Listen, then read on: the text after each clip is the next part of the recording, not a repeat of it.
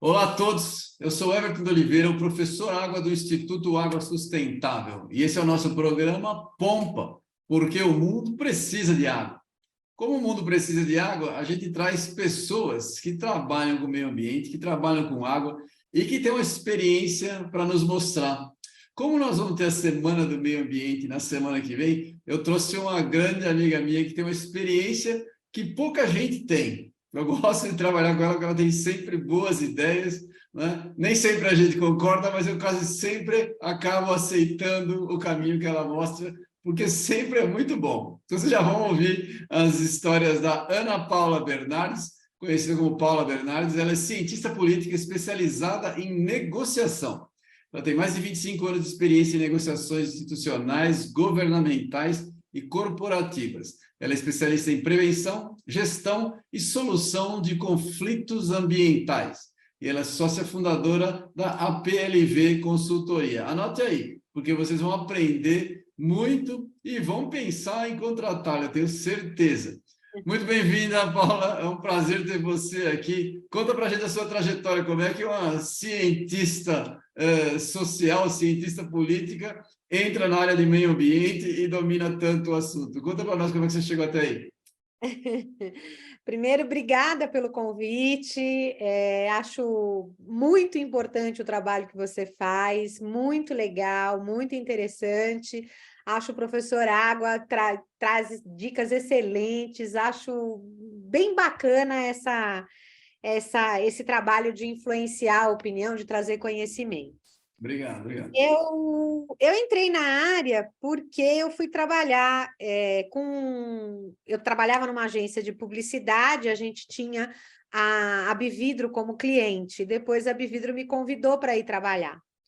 E eu tinha feito assessoria parlamentar para o parlamentar que redigiu a Política Nacional de Resíduos Sólidos, fez o primeiro texto, que era o deputado Emerson Capaz.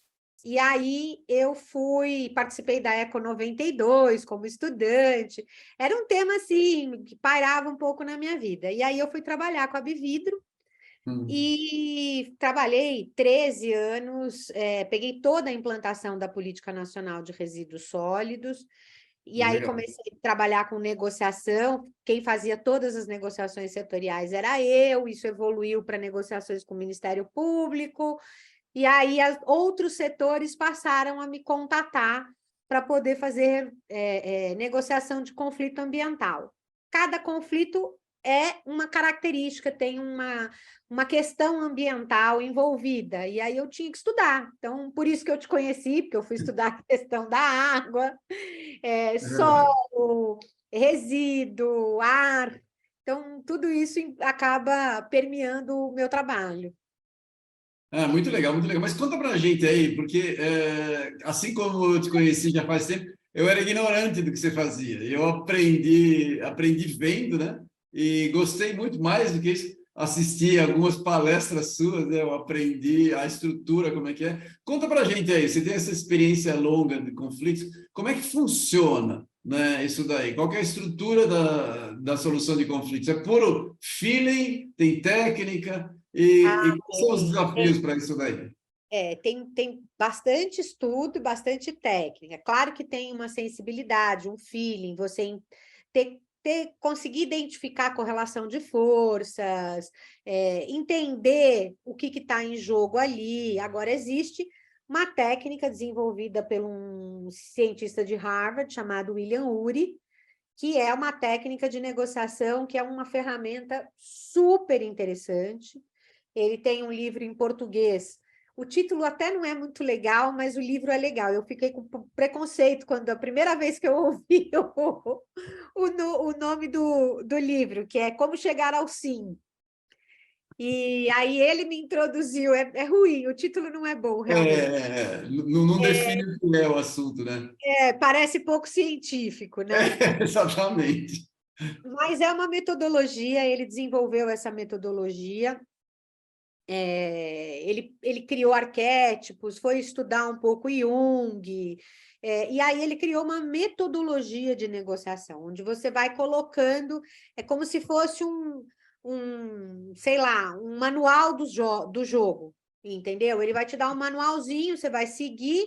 Agora, é óbvio que você vai interagindo. Eu fui estudar outras ferramentas, eu fui estudar a teoria dos jogos, para poder também trabalhar bastante com correlação de forças. Eu gosto muito acompanho muito negociações internacionais, diplomáticas, políticas, principalmente, acompanho muito as negociações políticas. Então, assim, você vai percebendo que tem tem uma metodologia para você usar. Agora, ela não é uma metodologia rígida, depende bastante também do seu conhecimento e da relação de confiança que você estabelece com quem está na mesa. Entendi, entendi. Na verdade, você tem que... E você... qual que é a regra, em princípio? É jogar claramente com os lados? Como é que funciona? Cada um tem um estilo de negociação. Eu gosto sempre do caminho da transparência. Quanto mais transparente e mais técnico for a discussão, melhor. Porque quando você chega num conflito, o conflito se estabelece por falta de relações de confiança. E, na grande maioria das vezes, essa relação de confiança foi quebrada por uma falta de comunicação. Eu brinco que, assim, quando o cliente me contrata, ele está desesperado. Ele já está com o conflito instalado, ação civil pública, obra parada ou multa. E aí, quando eu chego, 99,9% das vezes, a confusão começou dentro do cliente. Ele não estabeleceu um canal azeitado, ele não deu as informações de forma que o interlocutor pudesse entender, e aí a relação vai se complicando, vai se complicando. Quando envolve Ministério Público, você tem características também que dificultam, porque o Ministério Público, normalmente a iniciativa privada tem melhores técnicos que o Ministério Público, então isso cria uma dissonância. Eu normalmente chego para dirimir as confusões de comunicação. A primeira coisa que eu faço é dirimir o problema, entender onde está a questão da comunicação, onde começou o conflito. E aí eu vou trabalhando na perspectiva de estabelecer relações de confiança, porque ambos perderam, né? Os players perderam relações de confiança entre eles. Eu entro para ver se eu consigo ser o ponto de relação de confiança deles. Então, para isso, eu tenho que jogar absolutamente transparente e eu puxo o máximo que eu consigo a discussão para o território técnico. A gente faz um trabalho para tirar toda a subjetividade. Porque eu brinco, eu falo assim, eu vou tirando os bodes da sala. Né? Aí, no meio, vem e bota um bode da sala, eu tiro. Porque, no fundo, você percebe que, muitas vezes, está tão desgastado o processo que as pessoas já esqueceram até qual é o interesse delas. Elas têm uma posição e aquela posição. Eu tinha um amigo que sempre fala assim, ele fala no termo, pegou birra, aí a gente não consegue conversar. Exatamente. Tem situações que eu chego, às vezes, e brinco, falo, olha, do outro lado não quer justiça, quer vingança. Aí você tem que trabalhar com isso. E para desmontar isso, só tem um jeito, contra fatos não tem argumentos. E a ciência é um fato, então a gente trabalha nessa perspectiva. Muito, muito legal. Você foi em relações de governo, né, do setor de vidro durante 12 anos, né, ou quase 12 anos, por aí. Ainda vira e mexe, dou umas consultorias lá para eu acho que o vidro não vai sair de você tão cedo. Verdade. Eu gosto muito, além de tudo, eu sou muito apaixonada Então, mas vamos usar isso como exemplo, né? Quais foram os desafios na relação do setor privado, né, com o setor público, nesse caso aí, e como é que foi a construção das regulações, políticas públicas, para o caso do vidro? Porque esse é um exemplo que você conhece a fundo. Eu dei muita sorte, porque o setor do vidro é um setor, a associação é conduzida de uma forma muito interessante. É técnico, o trabalho é muito consciencioso, as pessoas que trabalham lá estudam muito. O Lucian, que é o presidente da Abvidro, executivo, é uma pessoa muito inteligente, muito capaz. Então, o trabalho da Abvidro, eu sempre falo assim, ele nunca me ofereceu conflito ético. Então, eu tinha toda a possibilidade de ir absolutamente de guarda baixa para o governo, porque todas as discussões do setor com o governo eram discussões técnicas. Não havia, eu nunca precisei fazer um lobby para dissuadir um gestor público de uma determinada medida, de forma que não fosse convencendo pela viabilidade técnica e pela negociação. Muitas vezes, o setor abria mão e entendia a regulação como necessária, e outras vezes a gente demonstrava para o governo a inviabilidade da medida, porque muitas vezes o mérito está perfeito. Vou te dar um exemplo bem que era clássico na Abvidro. Virava e mexia, a gente tinha um projeto de lei que proibia o vidro em boate. Aparentemente parece absolutamente razoável, né? Porque é um material pérfuro cortante, numa briga, se você quebrar na parede, ele vira uma arma, tudo isso. Aí você perguntava assim, mas escuta, tem serviço à la carte? Tem. Tem talher? Tem. Tem prato? Tem. Então, assim, a questão não é o vidro. Se tiver uma briga, ele vai dar o que ele tiver na mão.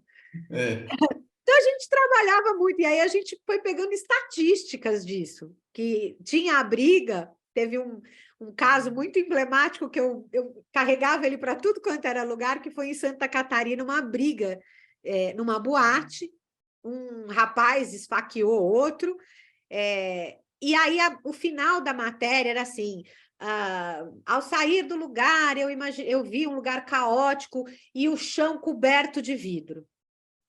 Quer dizer, o chão estava coberto de vidro e ninguém pegou o vidro para matar ninguém. Pegou lá uma faca, sabe Deus, e esfaqueou o cara, entendeu? A gente sempre ia nesse sentido, assim, de mostrar a viabilidade, a inviabilidade, discutir tecnicamente, chegar num consenso. Então, esse sempre foi o trabalho, foi um trabalho bem gostoso, assim, eu gostei muito de trabalhar para eles. Muito legal, muito legal. E aprendeu muito, né? Porque você tinha... muito legal. E aí eu faço até uma homenagem a uma pessoa aqui que me ensinou muito, muito sobre meio ambiente, que era, eu brincava que era meu 2KIP. Na Abvidro tinha eu KIP e tinham 2KIP. Eu fazia a parte institucional, governamental, as negociações, e ele era o cara da operação, ele era o engenheiro. Porque a gente não funciona. Nenhuma negociação funciona sem técnico. Você sabe muito bem disso, a gente já teve à frente de casos. Foi, inclusive, por isso que eu te conheci, Sim, né? É verdade. Pela tua expertise. A gente não consegue evoluir num processo negocial se você não tiver absolutamente bem fundamentado tecnicamente, com as informações corretas, transparentes e tudo mais. E eu acho que o trabalho da Abvidro tem uma pessoa que fundamenta muito bem isso, que é um engenheiro lá chamado Stefan David, que cuida de climático, ele que é o que pensa a estrutura engenharesca do negócio. Legal. Mesmo quando a gente, às vezes, tem a ciência completamente clara, a técnica estabelecida, a gente apanha, né? Muitas vezes, não é verdade?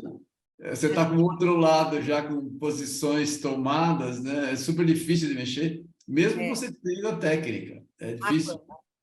Apanha muito porque as relações de confiança, elas são muito difíceis de serem construídas.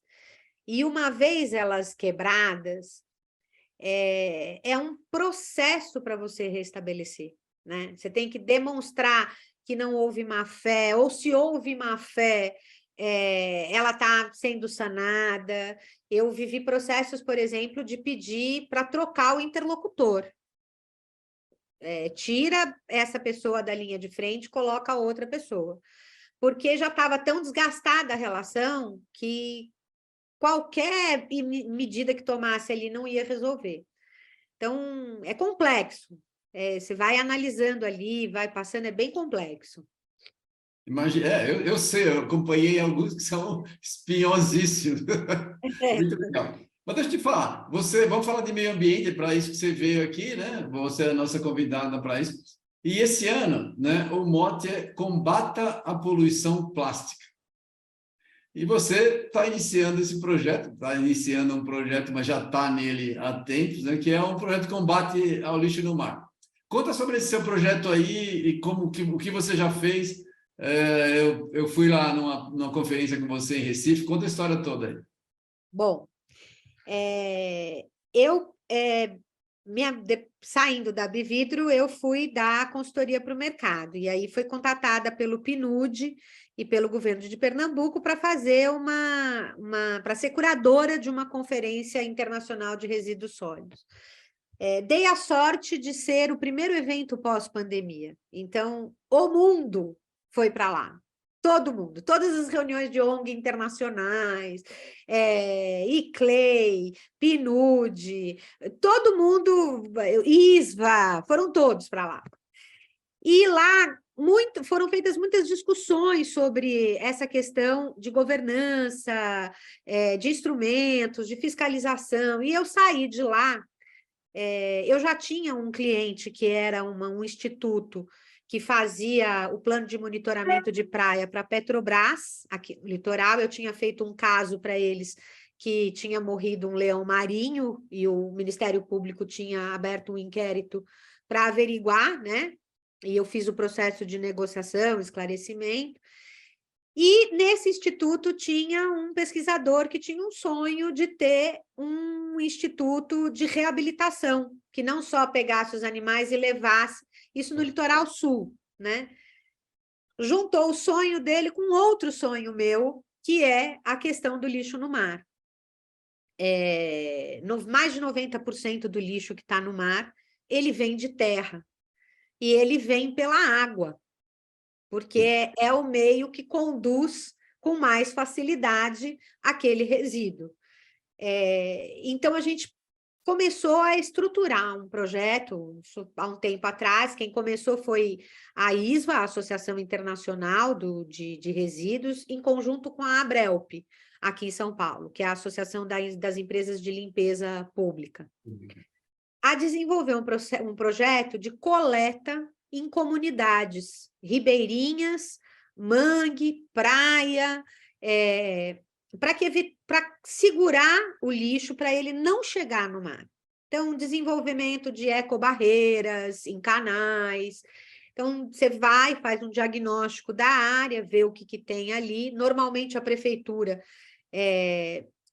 não faz a coleta, porque é uma área invadida, né? E você não pode dar infraestrutura, às vezes não tem esgoto, às vezes não.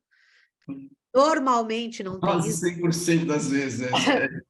Então, a gente pensou exatamente num projeto que pudesse a comunidade tomar conta do próprio lixo, tirar dali de dentro e colocar numa área de transbordo para que a prefeitura pudesse coletar. Isso evitaria melhoraria as condições de saneamento da própria comunidade, né? Você tira o lixo, você tira rato, você tira vetor de doença, você tira um monte de coisa, tem e tal. E agora, a gente está até pensando em plugar nessa iniciativa outras iniciativas. O core nosso é fauna e flora marinho. Então, a gente está bem ligado nessa coisa do lixo no mar. Mas a gente está começando a pensar com outros parceiros a questão do saneamento. E com você, a questão do projeto dos rios, né? Quer dizer, não existe projeto sem educação ambiental. Claro. Não existe. Claro.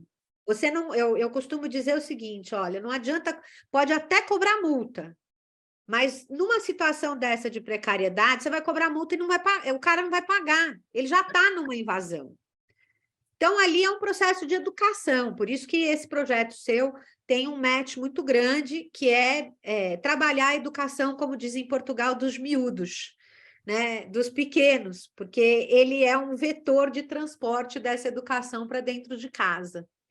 Então, a gente precisa da parte operacional técnica, a gente precisa da coleta, a gente precisa do saneamento, às vezes biológico, ou do tronco de uma companhia para a gente ajudar a ligar ali a comunidade, mas a gente precisa muito da educação ambiental. Ela é um vetor, é um pilar muito importante desse projeto. Concordo. Não tem conscientização sem educação. Não dá para você fazer conscientização se as pessoas não têm preparo para poder absorver esse processo de conscientização. Demora. Isso é tão verdadeiro que tem até uma... Eu não sei se isso é verdade ou se é uma lenda. Reza a lenda que Nostradamus começou a ter a fama de prever o futuro e tudo mais, porque ele bateu o olho naquela quantidade de rato e peste e se deu conta que o problema era o lixo. E ele passou a orientar as pessoas a tirarem o lixo, colocarem fora e queimarem. E isso começou a melhorar as condições sanitárias, e ele começaram a achar que ele era o previa a cura, fazia previsões e tudo mais, mas nada mais do que ele era um observador ali. Mas eu não sei se isso é verdade, isso aí eu li. Um proto-sanitarista, vamos dizer É, assim. É possível, é possível. Mas olha, vou dizer, até hoje tem muita gente no Brasil que queima lixo. Ele queima lixo. Apesar de ser queima plástico é perigoso, mas o pessoal queima, né? a questão do plástico, é até bom você ter falado e resgatado. O queimar lixo, tem lugares que não tem muita, vamos dizer, alternativa, né? O queimar o lixo é muito comum no campo, Sim. né? Porque você não tem como fazer a coleta e tal. Eu acho que com as novas tecnologias, com o avanço civilizatório, a gente vai daqui a pouco criar, já está criando, né? Biodigestor, e outras formas que você vai dando de destinação final ambientalmente adequada Também acho. ao resíduo, né? E o plástico, por incrível que pareça, eu não sou como fala? Uma acusadora do plástico. Embora eu goste muito do vidro, tenha preferência por ele, porque ele é reutilizável e tal. Eu não sou, porque eu costumo dizer nas minhas palestras, aulas, e para os meus clientes o seguinte: se a gente tirar o plástico e colocar um material no lugar do plástico e consumir na mesma escala e descartar do mesmo jeito, a gente só vai tirar o plástico e colocar esse outro material.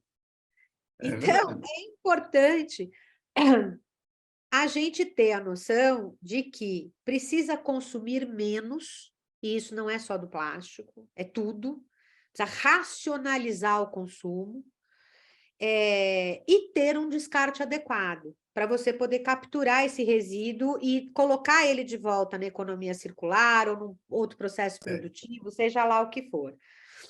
Então, depende muito de um esforço do coletivo para o individual, né? Que olha, precisa, não tem jeito, o planeta não aguenta mais. Eu estava hoje conversando eu estou fazendo um trabalho para uma empresa de petróleo e gás, estava conversando com um técnico que me deu um livro para ler, porque a gente estava falando da exploração do petróleo na margem equatorial. Falando de segurança energética, das necessidades, e de repente ele vira para mim e diz assim: não vai ter transição energética nos próximos 60 anos. Aí eu, meu Deus, ai, como assim não vai ter? Ele falou assim: a gente não, a não ser que seja nuclear. Aí ele foi falando, e eu saí dali com a cabeça cheia e pensando o seguinte: se a gente não transformar o comportamento de consumo da humanidade, Não tem matriz energética que supra esse consumo. Não tem planeta que aguente esse consumo. Então, a gente precisa realmente começar a pensar em consumir menos e consumir mais racionalmente, utilizar os recursos com manejo, a água, né? A água não vai dar conta. Então, Já não está dando conta. eu acho que o grande desafio do Ano dos Oceanos foi, inclusive, mostrar isso, né? Quer dizer, qual é o papel que a água tem e como ela também é prejudicada. A gente fala muito de mudanças climáticas, mas a água é um dos fatores mais importantes das mudanças climáticas, né? Ela regula a temperatura. Sim, Então, eu acho, eu já falei que estou montando um evento lá a gente fala a principal palestra é a água é o novo carbono, porque nós vamos ter que ter crédito hídrico, as pessoas vão ter que começar a se preocupar, né, em repor a água que usa, senão nós vamos ficar sem. Já está acontecendo em vários países, não, e a né? gente tem uma um território, né, que é muito bem servido, hidricamente falando. Mas nem tudo é potável, né? Nem toda essa água é utilizável, E né? nem sempre está onde você precisa. Exatamente. E nem É, sempre você precisa. Eu vivo falando que assim, quando fala da Amazônia, né, todo mundo pensa da desmatamento, conservação da floresta, mineração, né, poluição dos rios, tudo mais. Aí eu bato nessa tecla. Olha, gente, quase 90% da população da Amazônia vive em cidades. A gente precisa preservar a área rural da Amazônia e os povos originários. Isso é uma questão até de claro, sobrevivência nossa. Sim, as grandes cidades são as grandes poluidoras da Amazônia, e elas poluem pela água, pela falta de saneamento, pela falta do manejo do resíduo, e aí a gente conserva a árvore e a água que vai servir água aquela que se terra, dane. ela vem contaminada. A gente É, precisa é, atentar para isso, né? Vamos voltar para o plástico aí. Só para terminar, como a gente falou de oceanos, o que você acha que a gente pode fazer? Quais são os caminhos que os indivíduos e as empresas podem tomar para evitar que o plástico chegue nos oceanos? O que está sendo feito e o que precisa ser feito? Bom, essa é uma pergunta bastante Difícil. interessante, porque não é a pergunta de US$ 1 milhão, apesar de todo mundo dizer que ela é. Ela é uma pergunta que é muito simples.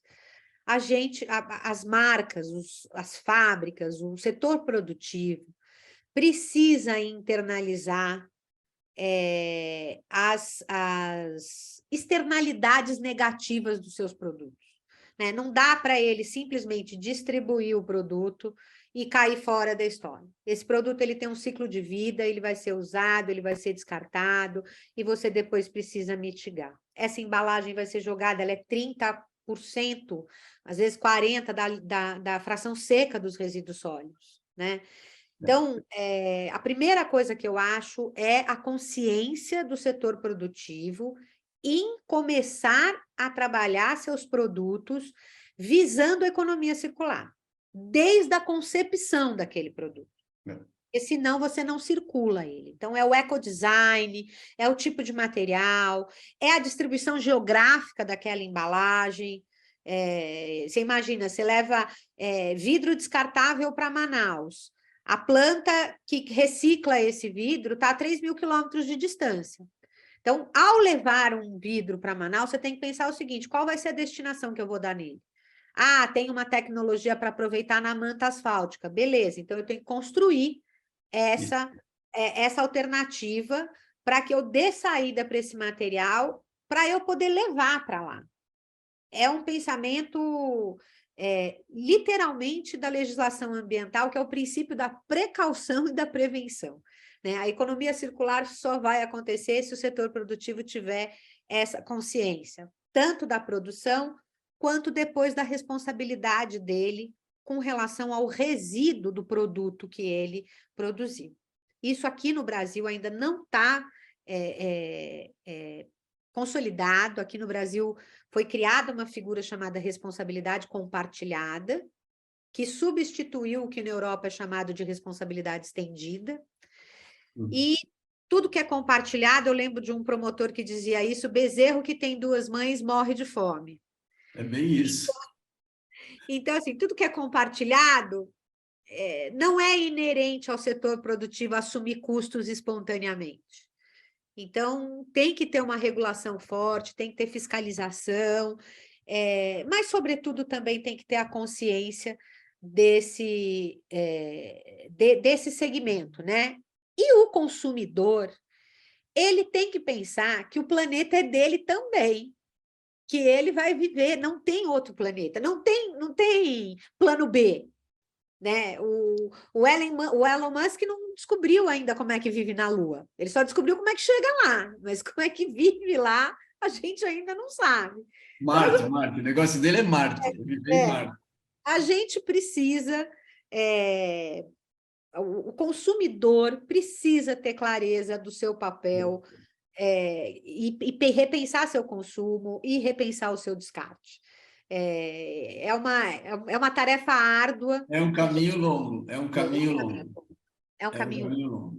Mas olha, você fala, esse caminho longo, se você não começar, você não chega. É o que eu falei hoje para o sujeito. Ele falou: nós não vamos mudar a matriz energética. Eu falei assim: tudo bem, mas se a gente não. Com essa visão sua, então tá bom, eu vou embora para casa, eu não trabalho mais com o meio ambiente. Porque tá, entendeu? Não dá, a gente tem que ser criativo. O planeta tem uma capacidade de regeneração grande. Se a gente fizer um manejo adequado dessas fontes de energia, diminuir a quantidade de consumo, de queima de combustível fóssil, a gente vai mitigando o impacto, né? Então, eu fico até, assim, semana passada, quando eu abro o jornal e vejo incentivo a carro popular, eu tenho vontade de sentar no chão e chorar. O caminho é esse, pô.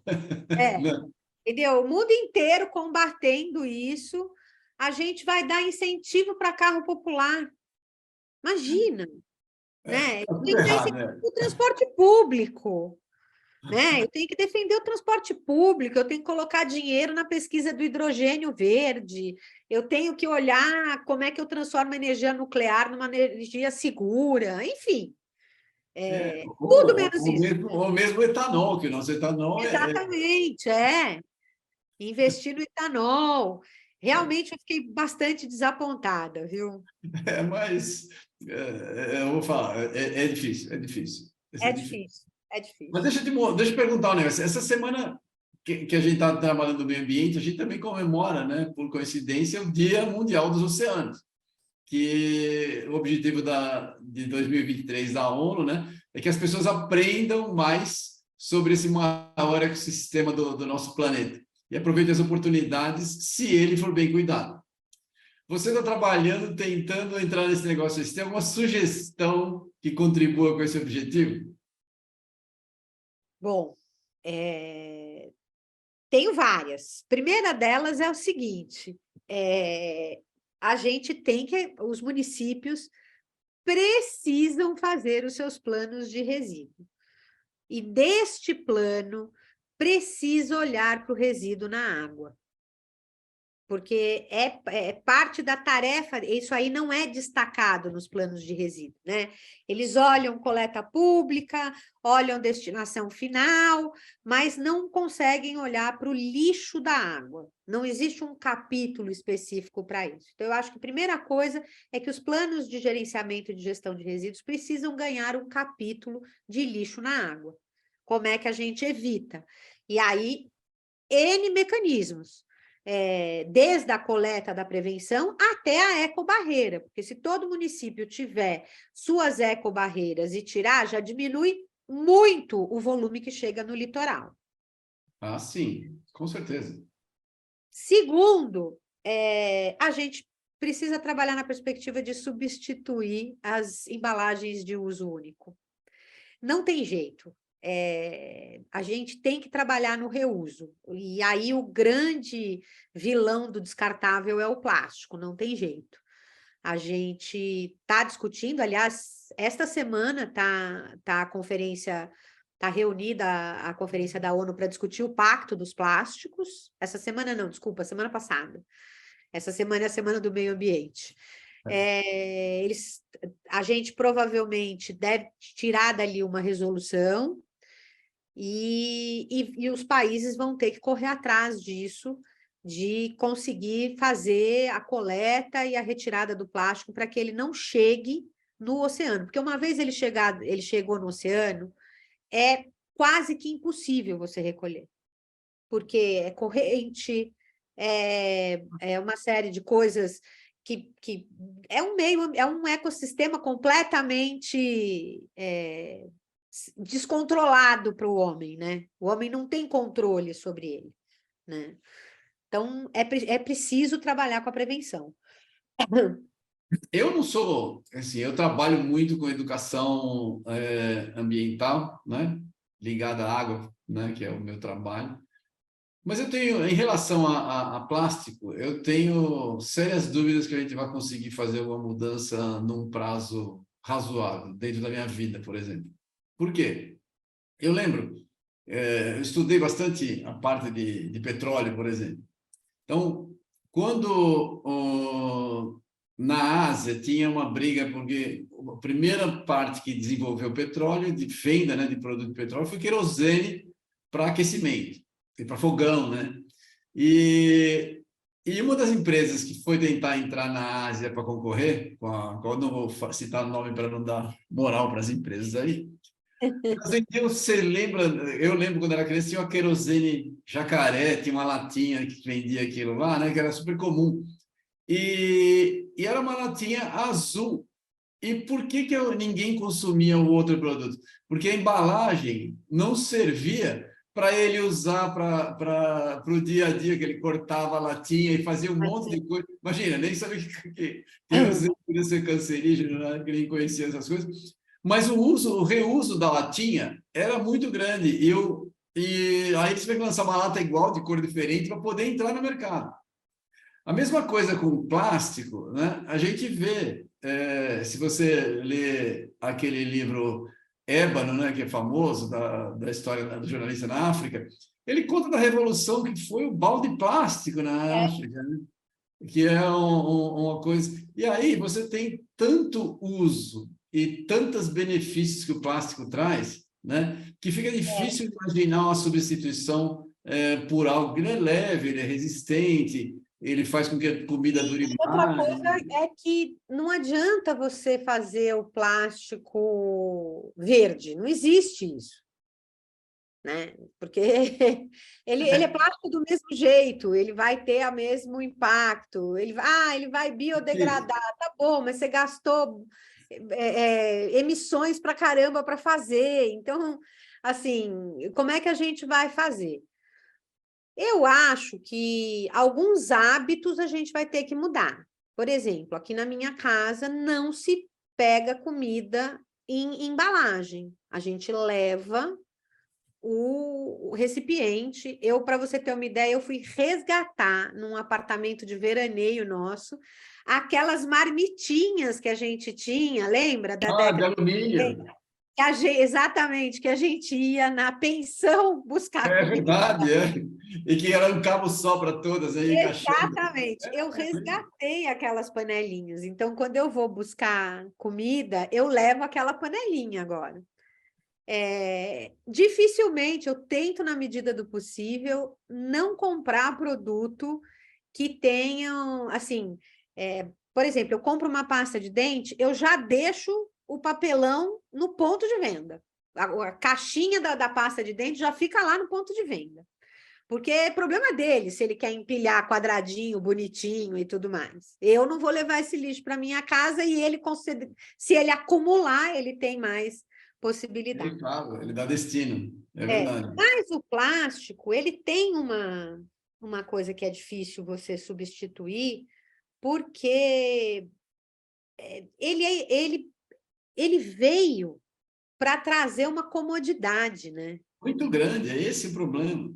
É E é isso. muito difícil você tirar esse É hábito da altamente comodidade. conveniente, altamente conveniente. Eu sempre brincava, quando a gente era criança, a pasta de dente era num tubo metálico, É. não é? E sempre a briga com a mãe é porque você apertava em cima e ficava todo torto. Acabou essa história. Quando eu passo, aperta ele volta para o normal, sumiu aquela briga do tubo, né? A E gente vai ter que assim, trabalhar em etapas, eu acho. Primeiro, banir o plástico de uso único, né? é, Então, a gente vai ter que. Agora, depois ir gradualmente banindo, mas eu acho que isso tem muito a ver com a matriz energética também, né? Enquanto o petróleo ainda for a principal matriz energética do mundo, o plástico ainda, porque ele é um subproduto, né? Então não tem muito jeito. não. O que eu acho é que a gente realmente precisa passar por um processo de, de larga escala de educação e conscientização da população para um consumo melhor. Isso não tem jeito. Por exemplo, é óbvio que chega plástico na minha casa, né? Ninguém consegue viver Não, sem não tem plástico. como, não tem É. como Então, assim, escapar. se eu comprar um sorvete, chega aqui o plástico. Eu uso tudo, absolutamente tudo. Não uso com coisa quente, porque o plástico reage, enfim. Mas vira coisa para guardar botão, nananã, e se na hora de descartar, eu faço questão de procurar lá aonde eu vou descartar na petroquímica, sabe? Eu levo na usina que injeta, porque a gente tem que dar uma destinação, esse troço precisa chegar no lugar certo. É E tem verdade. outras notícias em relação. Eu tenho acompanhado o mercado, tenho visto tecnologias de reaproveitamento do plástico inservível, inclusive. Eu conheci recentemente um projeto que transforma o plástico inservível em nafta outra vez. Então, pode ser também que as tecnologias nos ajudem Vão nesse sentido. evoluir, eu também acho. Mas olha, atualmente a gente aqui não só no Brasil, mas nos países que estão se desenvolvendo, a gente precisa se preocupar com a educação ambiental, porque o nosso caso é muito mais básico. Antes de fazer reciclar, a gente não pode jogar o plástico em qualquer lugar. A gente está num nível muito, muito raso. Não adianta É. discutir só superestrutura no país, né? Porque pouco lugar a gente está lidando. Mesmo que tenha isso nas grandes cidades, mas as grandes cidades têm uma população de baixa renda enorme também. E deseducadas em relação a isso. Não são deseducadas, não foram educadas desde o início. Precisa ter. Às vezes não tem nem o conhecimento, né, Everton? Essa escola que você chega lá no projeto de Rios, às vezes eles não têm nem a noção, não Não tem o tem. dado, não tem a noção, não sabe onde jogar, ou não tem lixeira. Existe agora uma ciência que estuda o comportamento, eu até vi essa semana, ecocomportamental, é um estudo ecocomportamental. Porque não adianta você colocar uma medida ali se você não criar uma cultura em volta disso e não entender o comportamento das Claro. pessoas, entendeu? Então, é a economia do comportamento. Não adianta, você vai na praia, você fala, fala, fala, você chega na praia, está repleto de bituca de cigarro. Aí a primeira medida, bota uma bituqueira ali. Aí você volta no dia seguinte, está repleto de cigarro outra vez em tudo quanto é canto e a bituqueira está lá vazia.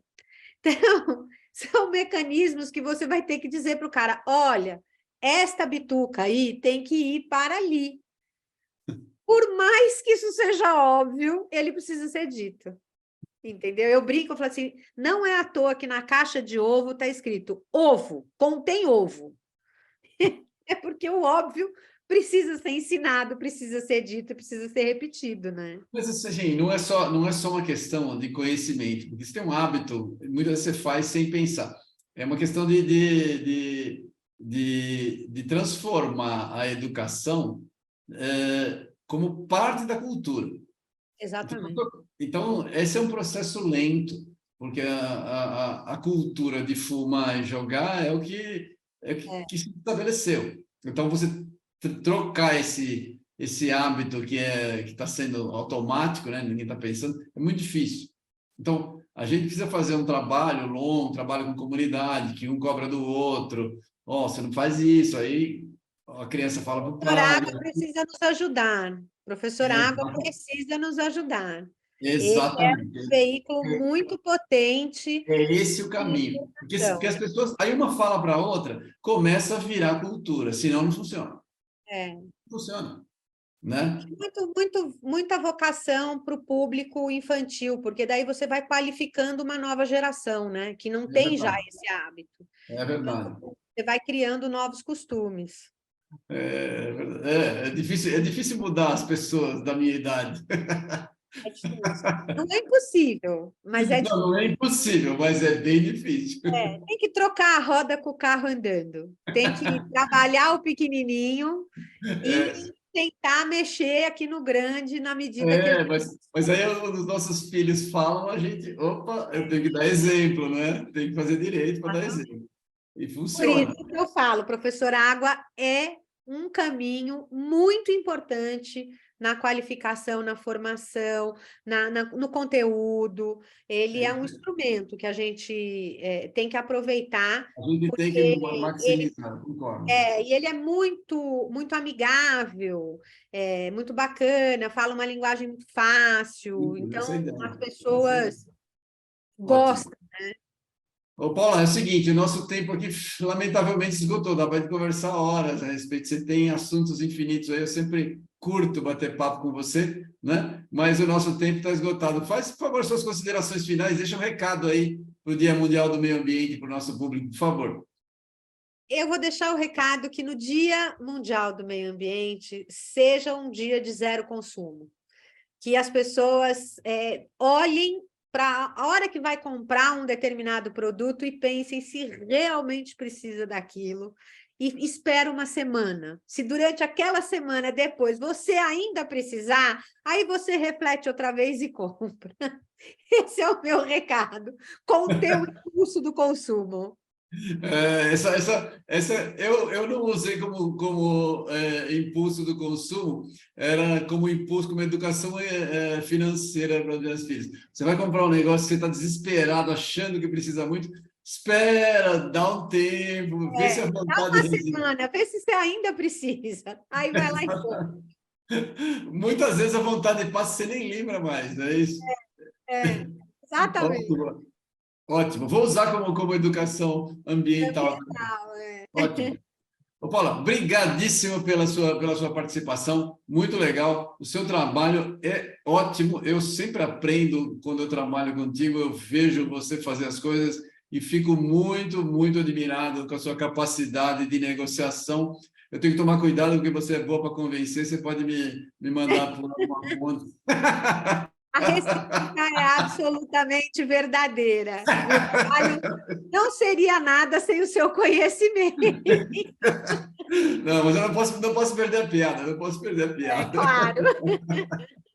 Tá ótimo. Obrigado, Paulo, foi excelente e parabéns pelo teu trabalho. Desejo muito sucesso e vamos unir o trabalho aí dos rios com o seu trabalho do mar, vai dar muito certo. Obrigado e Tchau, pessoal, obrigada pela oportunidade. os links para encontrar na Paula estão aqui embaixo. Você, por favor, clique, tá? Dê um like aí, ajude o trabalho que ela faz, que é excelente, um trabalho ambiental muito importante. Vale a pena você conhecer. Grande abraço, obrigado a todos. Tchau.